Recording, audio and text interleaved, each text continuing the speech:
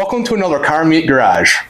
My name is Don. We're here with my buddy Mike in his garage, sitting between two of his hot rods.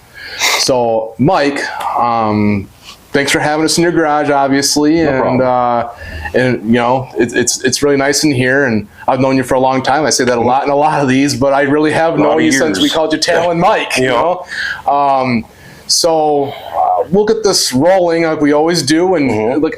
How'd you get started into this hobby? Well, I started getting into imports, and it's progressed over time. And my dad got me into hot rods, street rods, all kinds of stuff. You know, I just woke up one day and wanted to do it.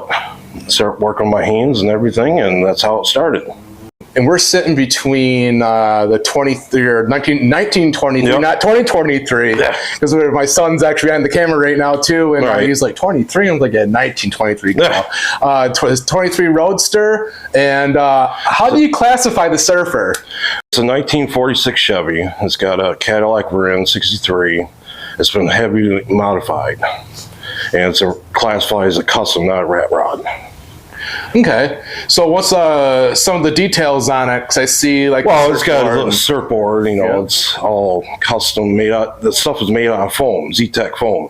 You can take a knife to it or whatever, carve it out, and trace it out, whatever. You know, it's really cool stuff. So I know that your dad put this together. We built it. Yeah, you guys built this one. And where did the inspiration for the design of this come from? Well, he was heavily into the tropical islands and stuff, and that's how he progressed this. He was always in the Hawaiian stuff.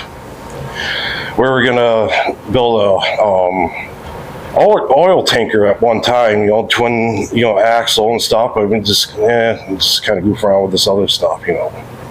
Right, because this thing is a staple in Bay City. Everybody sees everybody knows it. I can't go anywhere. And you'd be shocked at how many people don't know that who owned it. They're like, oh, have you seen that? Yeah, I've seen it. I actually know the people who built it and owned it.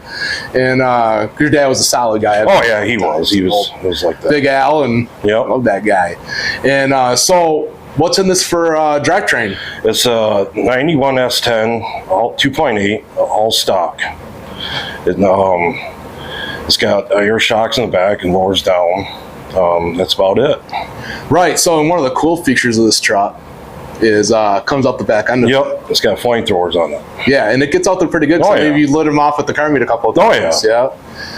So what, are you going to do anything else with this? Because I know I follow you on social media, and I've seen you're an incredible hand pinstriper. Oh, yeah. And I want to put airbags on the back of it, you know, just kind of raise it up so you won't hit the bumps everywhere, and, you know, that's about it. Other than I wanted to chop top off and make convertible out of it. It'd be kind of neat, different. Yeah. So was anything neat in the inside? It's all Tiki, bamboo.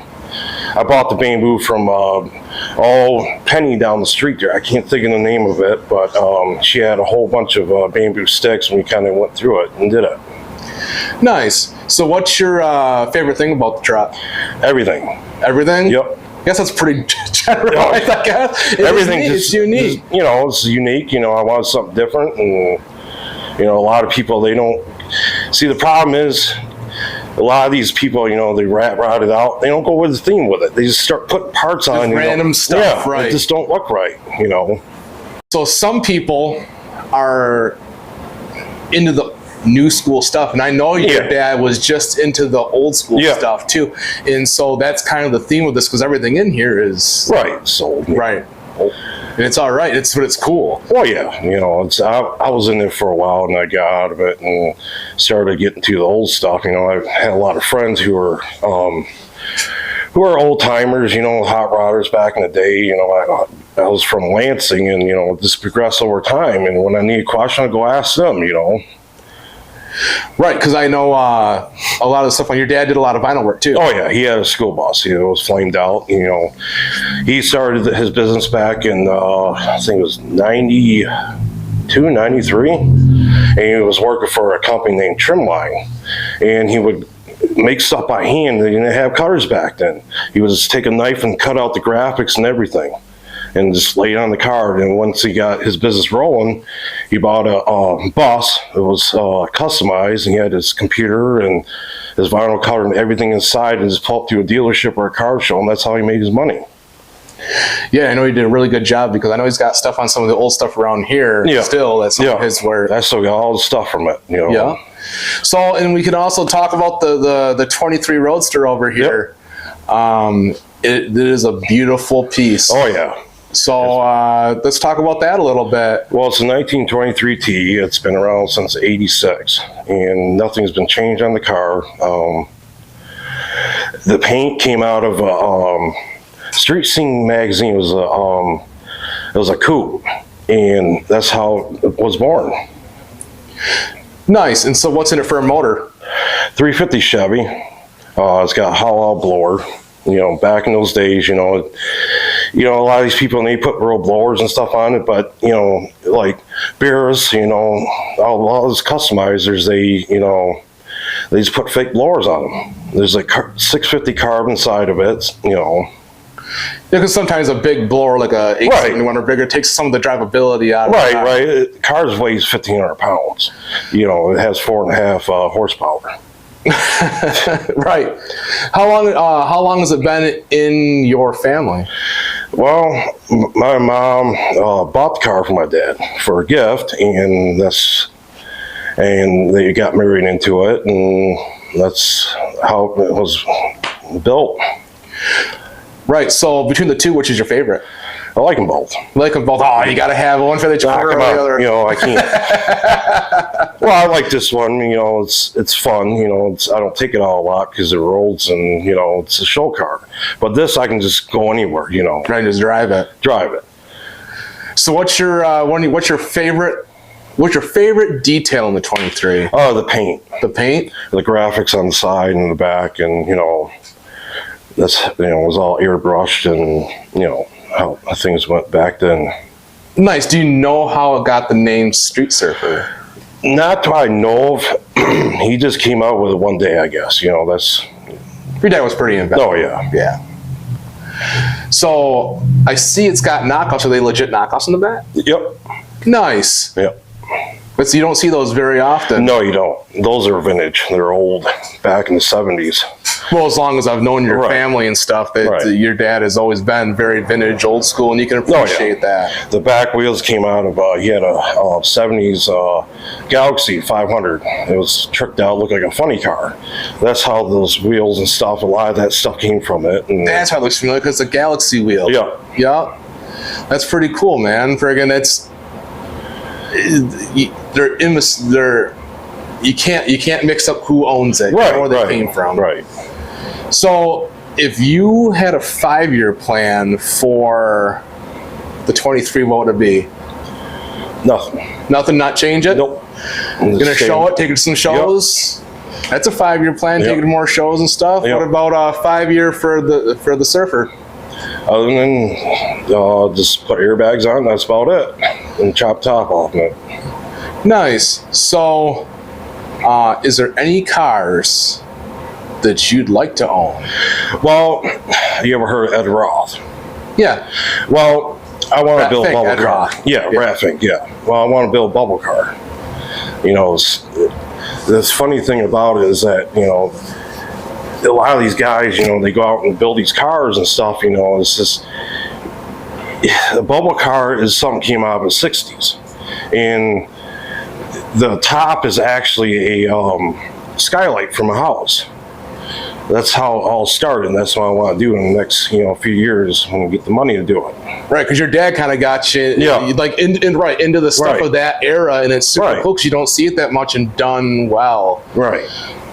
Yeah, it's incredible to see even the work. Some people are into it, some people aren't. Yeah. Well, the younger generation, they get into it, and they like this all new stuff. It's okay, but I like to come out here and build things by hand, take a file of the metal and all kinds of, make different things, A lot of these people have these fancy equipments like CNC and all this, it's fine if you got the money for it, but, I don't have that. Your average garage on what we're doing here, you have to make that stuff by hand. Right. Right. So, because you do a lot of your own fabrication, because that's what your dad did back in the day, and like some of the, even my dad built stuff back in the day too, and but you had to do it by hand because now technology you can get little stuff to build your own stuff in your garage, and you got to do stuff by hand. Your dad taught you how to do that stuff, but like the materials you're getting, are you just going to Walmart and buying it? Or you like? Oh yeah, I just go to Home Depot and find like PVC pipe or something. You make it work. It's just it's just a lot of stuff you can find anywhere. Right. So you go to junkyards or whatever, and find what you need. So for your inspiration and stuff, because I know your dad had the pretty much the brainchild of these, but I know you do your own touches because I do see some pinstripe in here that goes in here because you're really good. Yeah. Do you get inspiration for anything you want to change from looking at stuff, or are you just kind of thinking about it? Well, see what I do, I come out here at night around 3 o'clock in the morning, every night. I can picture a car without drawing it out, what's going to look like. My dad had the same image what he did. A lot of these people, they draw it out, they put it on a piece of paper, measure and stuff. I just think in my head. That's how things are built with me. Right. So you're, and then you just got to find the materials. Right. Find materials, try to make it look exactly how you want. Right. If you screw up, just start all over again. Right. So, and I mentioned your pinstriping stuff. So is that something your dad taught you, or is that something? No. Well, there was a guy in Lansing. His name was Gary Glenn. He did a lot of work for Sylvester Stallone. He did the Rocky 3 Harley. Remember that? Yep. He did a lot of Hollywood movie stars, and before he passed, I wanted him to teach me how to pinstripe. Well, I couldn't do it because he was sick, and I just picked up a brush. My dad bought me a brush and paint, and I started doing it. I know you do it a lot too, because I've seen you do some boards and stuff too, which look really cool. Because I do follow you on social media, right? I see how you're doing. So, and I know that even your Talon you had, because that's what we called. I've known him long enough that I called you Talon Mike. Yeah. And because you had a DSM back in the day that was all custom done. Oh yeah. So what were some things on that too? Because that's kind of a shame you got rid of it, because I did see it come up for sale a couple years ago. Yeah, it came up for sale a couple years ago, and it was in rough shape. I mean, that car was clean from the inside out, and it was just windows were busted out of it, and the ground effects were all just tore off, and that made me sick to my stomach, because I spend a lot of time fixing something, and then you sell it to somebody and they screw it up for you. Yeah, because you're like selling like an art piece that you have love and passion into. A lot of people liked it, a lot of people didn't. That's their opinion with it, and that's how things went with it. So, what are some details about the Talon? Well, you did to it. Well, what I did to it is we molded into the back where the ground effects is all molded in fiberglass in. There was a wing on it. Everything inside motor area was all painted, looked like a good piece, and that's about it. Yeah, and that was a 428 car, right? Yeah. The non-turbo four-cylinder, the DSM, yeah. But you also had a little something on the back. Nitrous on it. Yeah. That's a fun detail. Oh, yeah. I say it was functional. I used it a few times, but, I started getting tired of putting money into it, and I sold it. That's how some projects come to an end, too. Right. I was sad when I got rid of it, but it's time to move on to something different. Right, and you're keeping your dad's legacy alive with these two cars, because they're really nice pieces. Whether you're into it or not, you have to appreciate the time, effort, money spent into getting them together, because there's such small little details on this thing there's a lot. There's always something to look at, and it's an attention grabber everywhere it goes. Well, you go to a car show, you see a Camaro or something, which is fine, but you got to look at it and customize a Camaro or whatever. Just give us some detail. That's how you win things, and that progress over time. And I don't know. No, dude, you're good. So, what's up with the cooler in the back? Is that a cooler? Yeah, it's a cooler. Yep, because there's also another big thing on the side of it, which we'll have to get a picture of later on. It's a air conditioner. It's made out of copper. Yep, A friend of mine, Doug old Keller. school air conditioner. Yep. Well, it's non-functional. It's fake. Doug Keller, my dad's friend, he made all that. Yep. So if that was real, what was the function of that? Like, I know you say air conditioner, but it didn't have like what it does is it. called a desert cooler. You put your water in it. It's like an air conditioner, and there's a lever inside, and you pull it. That's where you get your cold air from.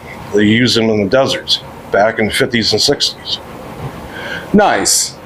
So, I know I've mentioned it before, cars you want to own. What about a cool daily? Yeah, I could. What kind of cool daily would you want? Because life's too short to drive boring cars, my guy. 86 Chevy pickup. In 86, so a C10. Yep. Do you want a big one or a short box, standard cab? That's right up Mike's alley. Yeah. Well, I wanted to put an LS in it and, make it. Every garage we go to. Got to put an LS in every garage. Well, they're reliable motors, I see a lot of people, they swap them out, it's cool. But, this is going to be an interesting interview because a little bit organized what we done. Because I keep looking back at the camera like, Jesus. You can put anything you want. Oh, right. No, I have nothing against LS. It's like I joked around that I got to go buy an LS just to put in my garage so I fit in just to look at it. Right. Because Greg don't run LS stuff, and he's got an LS sitting in his garage right now. Right. Yeah. So do you ever thought about doing something, do some drag racing, some autocross racing? No? Man, I'm going to get you in one of my cars. I'm going to take you to the drag, so we're going to take you down the track. It's going to change. If you let me drive it. No, I'll take you for a ride first. We're going to friggin' change your world. Not saying the drag race these, right? Because these. No, they're just show pieces. Right, these are show pieces. Right. These are ones that they serve their own purpose, right? So it's. But you gotta get a whole scope of it. That'd be kind of cool. Well, this one going on the track just purely for the nostalgia. Oh yeah. And it goes down the runs of 15. Who cares? It's still cool to see it go down the track. Oh yeah, it'd be kind of different, just take it down the track. Be good for some pictures. Even this one would be kind of different to see go down there. Right. Shoot some flames or something. Right. Do shoot some flames the whole way down the track. It'd be kind of neat. But. Yeah, so I know you're not huge on social media, but do you do anything as far as Instagram, Facebook that people can even check to see your pins? Because you post stuff about pinstriping and stuff all the time on Facebook. Well, I'm on TikTok, but that's just a different, story with that. I want to get a YouTube channel, something, bring in the crowd a little bit more.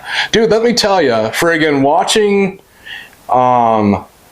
like hand pinstriping stuff is like, what do they call it, ASMR? It's like watching people do that. Dude, it's so neat. And I've seen your work. It's good. So it's a learning process. It takes years and years of practice. And when you get good at it, you start making money into it, Right, because like I said, I enjoy seeing your pieces and stuff. Because I know, I was looking, because this is all hand pinstripe down here. This is vinyl. It's all vinyl. Right, because I thought I seen you do some hand pinstriping on, it was your cabinets inside the house or something, right? Yeah, it was inside the house. Yeah, that was super neat to see. And, but yeah, dude, I'm looking forward to kind of going for a ride in these later on in this. Because I've actually, as long as I've known you, I've never ridden in that, and I've never ridden in that. Nope.